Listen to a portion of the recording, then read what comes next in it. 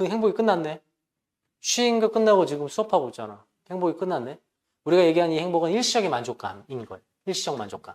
여기서 다루는 행복은 일시적 만족감이 아니라 일생에 걸쳐서 느끼는 흐뭇한 상태. 이 행복을 다루는 거예요.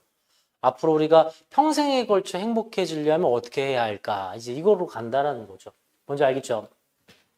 그러니까 삶 전반에서 흐뭇한 상태가 되겠고 행복의 기준은 시대에 따라 당연히 다를 겁니다. 그걸 한번 살펴보자면 일종의 시간적 관점으로 접근을 하는 건데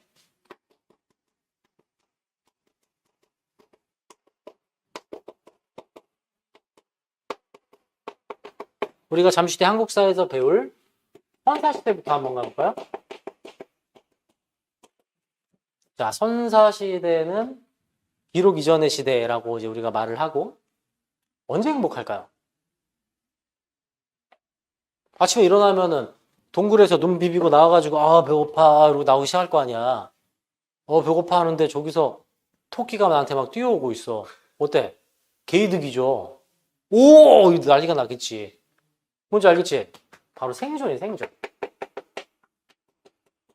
생존이 해결되면 행복하실 거예요. 비가 올 때 동굴을 찾는다거나 불 피우는 방법을 알아낸다거나 먹을 걸 구한다거나 즉 생존이 해결될 때 행복함을 느꼈을 것이다. 언제? 선사시대는 생존입니다. 생존. 자, 그리고 이제 유럽을 중심으로 한번 가보자면 고대 그리스로 갑니다. 왜 고대 그리스는 여러분 왜 폴리스라고 부르는 수백 개의 도시국가들이 있죠. 그 중에 대표적인 나라가 아테네가 있어요. 아테네. 자, 이거는 다 이해만 해. 아테네는 지중해를 통한 엄청나게 상업이 발달되어 있는 나라입니다. 즉 돈이 많다라는 거야. 그러니까 아테네 시민들은 돈이 하도 많아서 일을 안 해요. 일은 누가 할까? 외국인들 또는 노예한테 일을 시켜서 시간이 남아 돌아요. 시간이 남아 돌아. 그러다 보니 모여서 맨날 토론하고 대화를 나누고 막 하는 거예요. 그리고 드디어 아테네의 수많은 철학자들이 대화를 나누는 끝에 이걸 강조하기 시작합니다. 대체 인간은 동물과 무슨 차이가 있을까? 인간은 동물과 무슨 차이가 있을까? 이거를 강조하기 시작하죠. 자, 인간과 동물은 무슨 차이가 있다고 생각해요, 여러분은?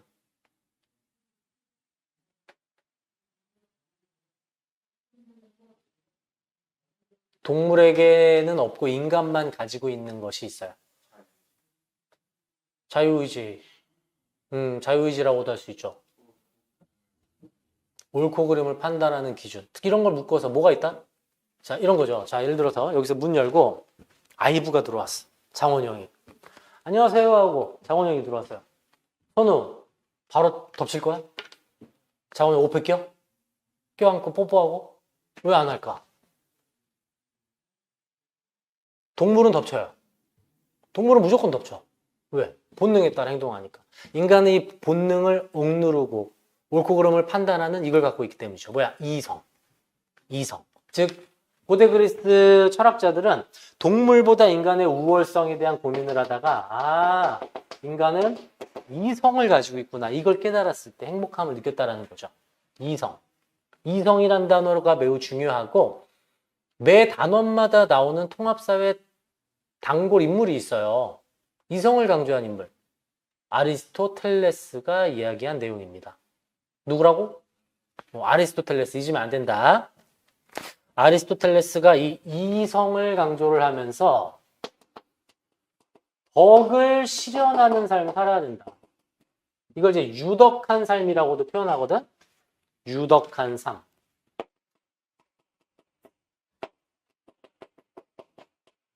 이때 행복할까 하다. 동물과 인간의 차이는 이성을 가지고 있다. 그리고 이성을 실현하면서 유덕한 삶을 살아갈 때 우리는 행복함을 느낄 것이다. 이런 말을 하게 되죠. 자, 우리 중2 때 배운 세계사 한번 떠올려 볼게요.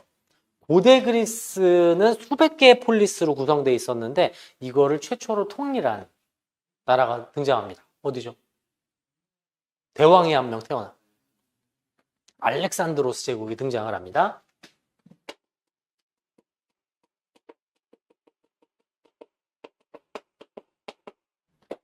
알렉산드로스 대왕은 남부 유럽과 북부 아프리카, 서아시아까지 모조리 다 통합을 했고요. 심지어 서아시아 넘어 있는 인도까지 진출을 해요. 무슨 소리야? 유럽에서 인도까지, 아시아까지 진출을 하게 되고 유럽과 아시아의 문화가 섞이기 시작해. 이걸 무슨 시대라고 할까요? 헬레니즘 시대라고 합니다. 알렉산드로스 제국 뭐라고 한다? 헬레니즘 시대라고 한다. 그럼 이제 여기서 이해를 해야 될 게 있죠. 여러분이 알렉산드로스 제국에 사는 사람이야. 왕은 아닙니다. 밑에 군인들이야. 언제 행복할까요? 여기 봐봐. 이 넓은 영토를 갖기 위해서 뭘 해야 돼? 전쟁을 일으켜야 되잖아. 그러면 이 군인들은 언제 행복하겠어? 전쟁이 끝난 상태가 행복이겠죠. 얼마나 매일매일 불안했겠니, 마음에. 언제 죽을지 모르니까. 그래서 헬레니즘 시대는 마음의 평온을 강조를 합니다. 전쟁이 멈춰져 있는 편안한 상태. 자, 이거 외워야 되잖아. 이거 좀 어려우니까. 자, 마음이 지금 헬이야, 헬. 지옥이야. 그래서 평온이 중요한 거죠. 이렇게 외우면은 안 헷갈려요. 요거는 좀 팁 하나 드릴게요. 마음이 헬이라서 마음의 평온을 추구해야 행복한 삶을 살아갈 수 있다. 요거 꼭 강조를 하시고. 자, 조금 더 넘어가면 이제 중세시대로 들어옵니다. 여러분, 중세 유럽 하면 딱 떠오르는 게 뭐니? 이미지.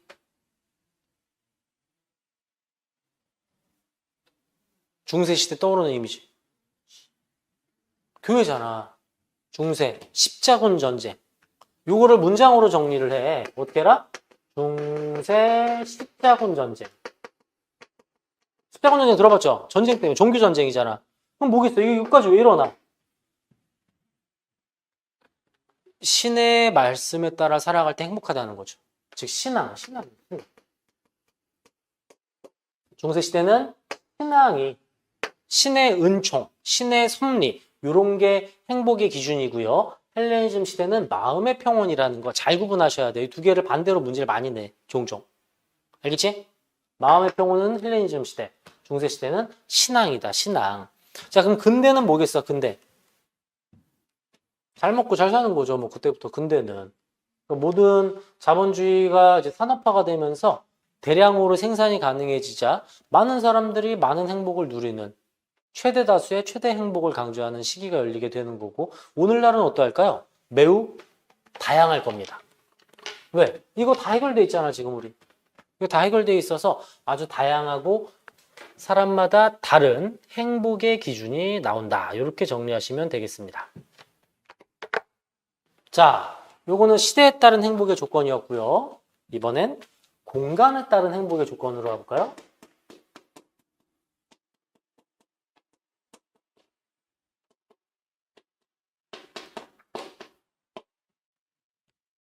되게 쉬워.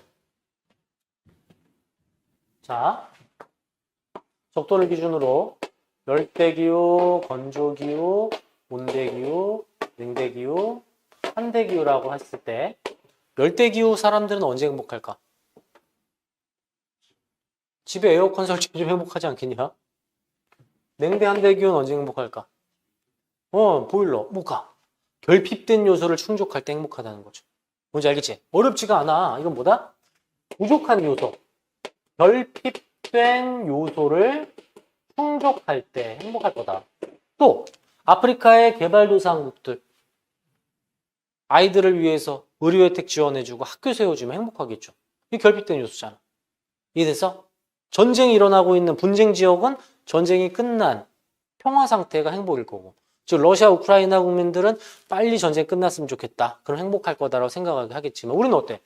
당장에 탄핵이 빨리 결정이 되고 안정적인 국가가 되면 행복하겠다는 생각을 하겠죠.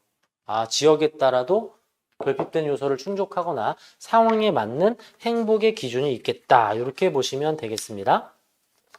중세, 근대 이렇게 나와 있는데 우선 근대에 보시면은 최대 다수 최대 행복이라는 말 나와 있죠. 이걸 주장한 근대 철학자 누구일까요? 벤담이라는 인물이 있어요. 벤담. 최대 다수, 최대 행복. 여기보다 벤담. 이를 가리켜서 공리주의라고 해요. 공리주의. 이런 식인 거야.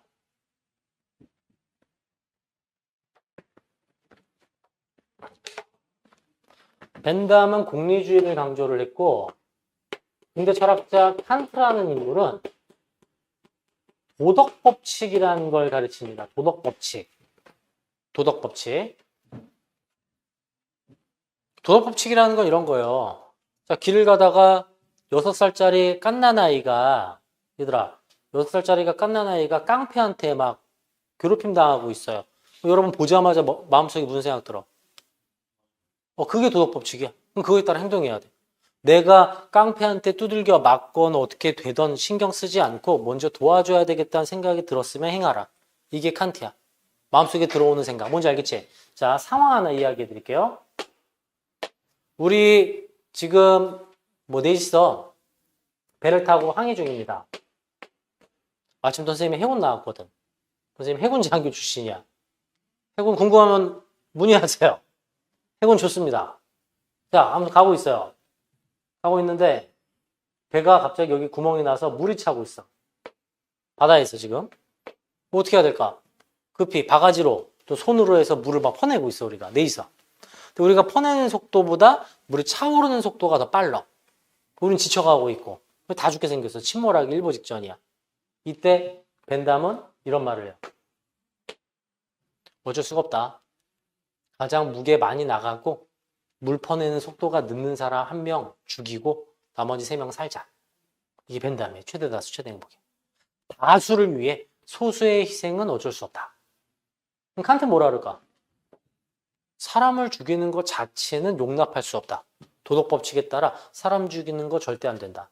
우리가 다 같이 침몰할지 살아날지 아직 모르는 상태에서 살인은 절대 안 되니 지금 하던 걸 계속하자.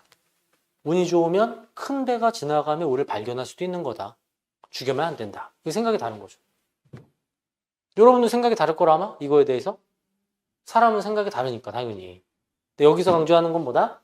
벤담은 가장 많은 수의 가장 많은 행복을 추구하면 그것이 행복이다. 이렇게 얘기를 한다는 거죠. 마침 교과 여기 프린트 나와 있길래 좀 추가로 설명을 해드린 거고요. 뒷장 한번 보시면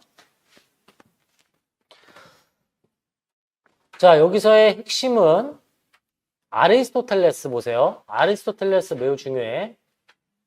아까 선생님이 그걸 물어봤어, 너희들한테. 인간은 왜 살아갈까? 우리 왜 살아가니? 그래서 뭐라 그랬어? 행복해지려고 살아간다고 얘기했지?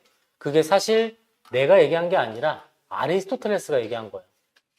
인간의 궁극적 목적은 행복이다. 인간의 궁극적 목적은 행복이다. 아리스토텔레스의 이야기였고요. 달라이 라마는 추가시켰네요. 교과서에 나와 있어서. 우리의 삶은 행복을 향해 나아가고 있으며 각자의 마음 안에 있다고 본다. 혹시 마음을 다스리는 게 행복하다라는 걸 알 수 있는 부분이고 밑에 나와 있는 건 이제 성찰이란 단어는 좀 중요하죠. 성찰이 뭐야? 나를 돌아봐야 한다. 성찰. 이 단어는 주관식으로 나올 수 있습니다. 성찰. 자, 밑에 보충 자료, 에피쿠로스 별표.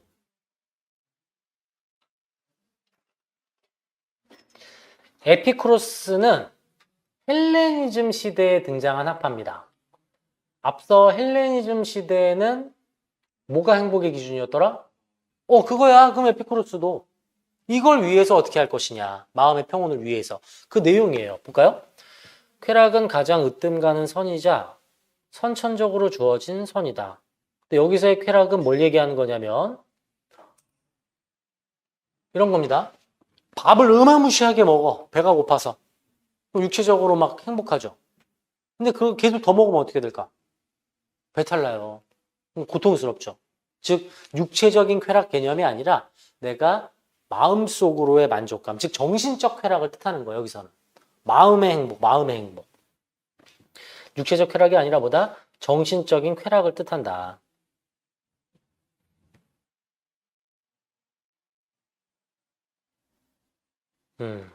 정신적인 쾌락, 에피쿠로스입니다. 에피쿠로스.